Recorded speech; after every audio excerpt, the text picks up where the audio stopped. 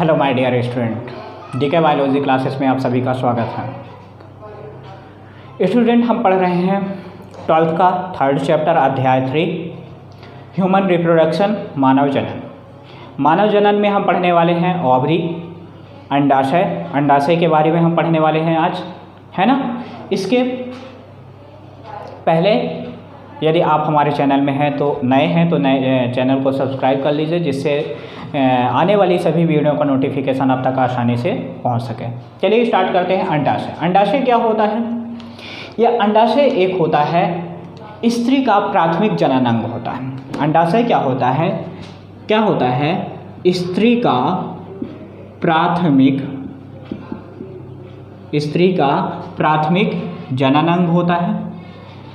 अंडाशय क्या होता है? किसी भी स्त्री का जो होता है प्राथमिक जनन अंग होता है ना। ठीक, किसी भी स्त्री का क्या होता है? प्राथमिक जनन अंग होता है ना।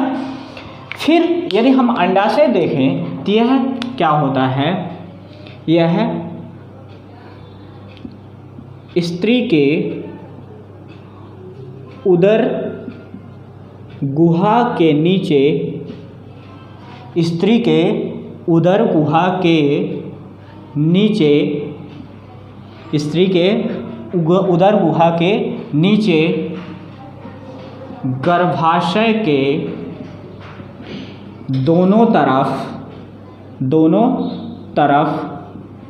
एक एक की संख्या में पाई जाती है। ठीक है, क्या होता है? स्त्री के उदर गुहा के नीचे गर्भाशय के दोनों तरफ, ठीक है, गर्भाशय के दोनों तरफ एक एक की संख्या में पाए जाते हैं। ठीक है, ये क्या होता है? यह उदर गुहा से, यह क्या होता है? उदर गुहा से, गुहा की दीवार से मीजोबेरियम, यह उदर गुहा के दीवार से मीजोबेरियम द्वारा जुड़ा होता है ना।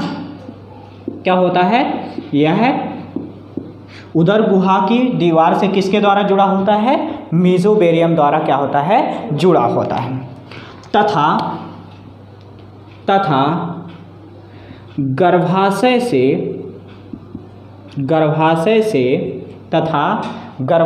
से एक चौड़ा लिगामेंट द्वारा जुड़ा होता है। लिगामेंट द्वारा क्या होता है? जुड़ा होता है। ठीक है, क्या होता है? स्त्री के उदर गुहा के नीचे गर्भाशय के दोनों तरफ एक एक की संख्या में पाई जाती है ना। और उदर गुहा के नीचे, उदर गुहा की दीवार से क्या होता है? मीजोबेरियम द्वारा क्या होता है? जुड़ा होता है ना। तथा गर्भाशय के से क्या होता है? एक चौड़ा लिगामेंट द्वारा जुड़ा होता है ना। जो अंडाशय होता है, अंडाशय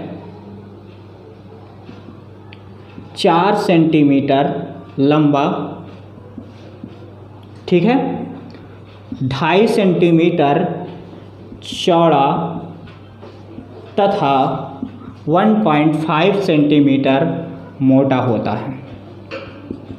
ठीक है, ये नॉर्मल बेसिक जानकारी जो हो गई, ये किसके बारे में हो गई? अंडाशय के बारे में। अंडाशय क्या होता है? स्त्री का प्राथमिक जनन अंग होता है। यह स्त्री के उदर गुहा के नीचे गर्भाशय के दोनों के तरफ एक एक की संख्या में पाई जाती है ना। यह उदर गुहा के दीवार से मीजोबेरियम द्वारा क्या होता है? जुड़ा होता है ना। और यह क्या होता है? गर्भाशय से एक चौड़ा लिगामेंट द्वारा क्या होता है? जुड़ा होता है ना। अंडाशय क्या होता है? 4 सेंटीमीटर क्या होता है? लंबा होता है, 2.5 सेंटीमीटर चौड़ा होता है और 1.5 सेंटीमीटर क्या होता है? मोटा होता है। ठीक है, ये बेसिक जानकारी हो गई। इसके बाद हम पढ़ने वाले हैं क्या? अंडाशय की औतकी। ठीक है, अगला क्या है? अंडाशय की औतकी। ठीक, अंडाशय की औध के बारे में, उसकी संरचना क्या होती है, किस तरह से उसका निर्माण होता है, ये पढ़ेंगे, है ना।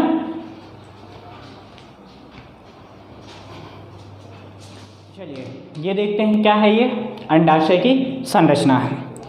अंडाशय की संरचना में इसकी ये वाली जो बाह्य परत होती है, ये वाली जो बाह्य परत होती है ब्लू कलर से ये वाली दिख रही है, शो की गई है, ये क्या होती है, जर्मिनल एपिथेलियम होती है। क्या होती है, जर्मिनल एपिथेलियम होती है, ठीक है। फिर इसके नीचे ये जो चैन के समान संरचना दिख रही है, उसको हम बोलते हैं, इस चैन के समान जो संरचना है इसको हम बोलते हैं ट्यूनिका एल्ब्यूजिना। इसको हम बोलते हैं ट्यूनिका एल्ब्यूजिना, ठीक है। इसमें आप देख रहे हैं ये जो रेड कलर की होती है, ये इसको हम बोलते हैं रक्त वाहिकाएं, ब्लड वेसल्स। रेड कलर की जो है तो उसको हम क्या बोलते हैं, रक्त वाहिकाएं, ब्लड वेसल्स, है ना। फिर इसकी ये संरचना क्या होती है, मेसोवेरियम होती है। क्या होती है, मेसोवेरियम होती है। फिर हम आगे की ओर देखते हैं कि जो जर्नल एपिथेलियम है तो इसके द्वारा किसका निर्माण होता है, फॉलिकल्स। तो फॉलिकल्स निर्माण के पहले जो होती है तो ये जो सिंगल लेयर की दिख रही हैं छोटी छोटी, तो इसको हम बोलते हैं प्रीमोडियल फॉलिकल। क्या बोलते हैं, प्रीमोडियल फॉलिकल। जब प्रीमोडियल फॉलिकल सेकंड लेयर यानी जब उसके ऊपर एक और लेयर बन जाती है उसको हम बोलते हैं प्राथमिक फॉलिकल। जब प्राथमिक फॉलिकल और आगे डेवलप हो जाती है, विकसित हो जाती है, तो हम बोलते हैं उसको विकासशील oocyte या कि oocyte बोलते हैं, ठीक है। यानी विकासशील फॉलिकल या oocyte बोलते हैं, ठीक है। जब oocyte और मैच्योर हो जाती है, परिपक्व हो जाती है, तो इसको हम बोलते हैं द्वितीयक फॉलिकल या कि परिपक्व ग्राफियन फॉलिकल बोलते हैं। जब परिपक्व ग्राफियन फॉलिकल परिपक्व हो जाती है, मैच्योर हो जाती है, तो ये क्या करती है, इसके अंदर जो अंडाणु का फॉर्मेशन यानी अंडाणु जो डेवलप हो रहा है वो क्या होता है, ओवुलेट हो जाता है। और ये जो अंडाणु होता है तो इसको हम एक कहते हैं, और इसके ऊपर एक लेयर बनी रहती है, इसको हम बोलते हैं जोना पेलुसिडा। जो ये वाली लेयर होती है ये आगे जब विकसित होती है तो कार्पस ल्यूटियम बनाती है, और जब कार्पस ल्यूटियम विकासशील कार्पस ल्यूटियम बनाती है, जब और आगे ये विकासशील कार्पस ल्यूटियम जो होती है विकसित हो जाती है तो इसको हम बोलते हैं परिपक्व कार्पल ल्यूटियम। क्या बोलते हैं, परिपक्व कार्पस ल्यूटियम, ठीक है। अब इस अंडाशय के अंदर आप एक चीज़ देख रहे हैं कि जो इसके अंदर जो ये टिश्यू है, कनेक्टिव टिश्यू होती है, तो इसका जो बाहरी पार्ट होता है यानी जो ये जर्मिनल एपिथेलियम की ओर चारों ओर होता है, तो इसको हम बोलते हैं कॉर्टेक्स, और अंदर वाले भाग को बोलते हैं मेड्यूला, ठीक है। इसको ऊपर वाले भाग को हम बोलते हैं कॉर्टेक्स और अंदर वाले को बोलते हैं मेड्यूला।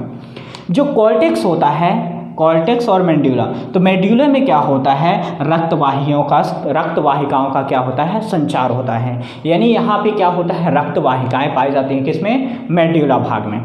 जो कॉर्टेक्स होता है तो वहाँ पे क्या होती है, जर्मिनल जो एपिथेलियम होती है, तो और इसकी छोटी छोटी कोशिकाओं के क्या पाए जाते हैं, गोल गोल संरचना पाई जाती हैं, जिसको हम बोलते हैं प्रीमोडियल फॉलिकल।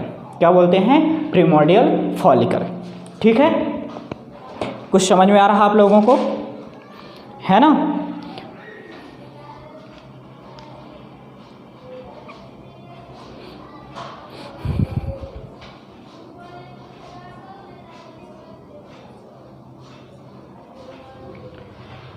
अब इसके हम यदि देखें हिस्टोलॉजी इसकी, यदि हम इसके थ्योरी के बारे में देखें, पढ़ें तो किस तरह से इसकी होगी, तो हम आगे की ओर पढ़ते हैं। पहले आप डायग्राम बना लिए, डायग्राम के बाद हम आगे की ओर बढ़ते हैं, है ना। तो इसके बाद इसका क्या होगा, यानी इसका डेवलपमेंट किस तरह से होता है, इसका विकास किस तरह से होता है ना, इसकी हिस्टोलॉजी किस तरह से होता है, ये हम देख रहे हैं, ठीक है। चलिए देखते हैं।